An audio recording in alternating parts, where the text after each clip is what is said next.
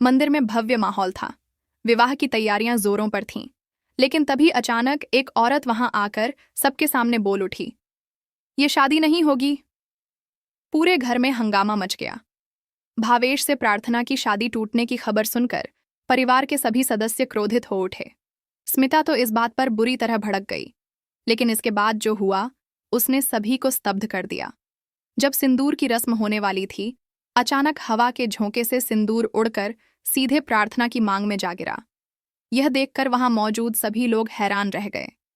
स्मिता का चेहरा गुस्से से तमतमा उठा। उसने तुरंत पंडित को बदलने की बात कही और वहां से चली गई। लेकिन क्या यह सच में एक संयोग था? भगवान ने मानो संकेत दे दिया था कि इस घर की बहू सिर्फ प्रार्थना ही बनेगी। स्मिता के पैरों तले जमीन खिसक चुकी थी। उसे समझ नहीं आ रहा था कि वह अब क्या करे। इसी बीच रौनक के सबसे करीबी दोस्त ने उसे समझाने की कोशिश की। रौनक, तुझे प्रार्थना से प्यार है, मान ले, अभी भी वक्त है। अगर तूने पायल से शादी कर ली तो जिंदगी भर पछताएगा। इधर पायल भी अपनी सच्चाई छुपाने की कोशिश में जुटी थी। उसे डर था कि अगर प्रार्थना ने सबको बता दिया कि उसका पहले से ही एक बॉयफ्रेंड है तो उसकी पोल खुल जाएगी। वह रोई, गिड़गिड़ाई, लेकिन प्रार्थना ने किसी से कुछ नहीं कहा।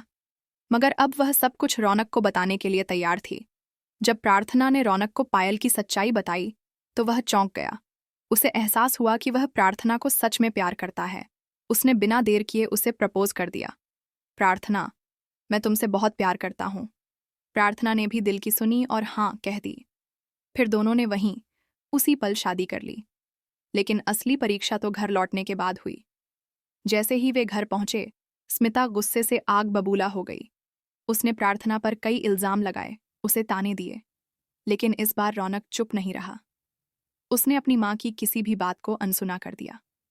वह अब सिर्फ अपनी पत्नी, अपनी सच्ची प्रेमिका प्रार्थना का साथ देना चाहता था। घर में हलचल मच गई थी, लेकिन रौनक और प्रार्थना अपने नए जीवन की शुरुआत करने के लिए तैयार थे। तो क्या अब सब कुछ ठीक हो जाएगा, या फिर कोई नया मोड़ इस कहानी को और रोमांचक बना देगा?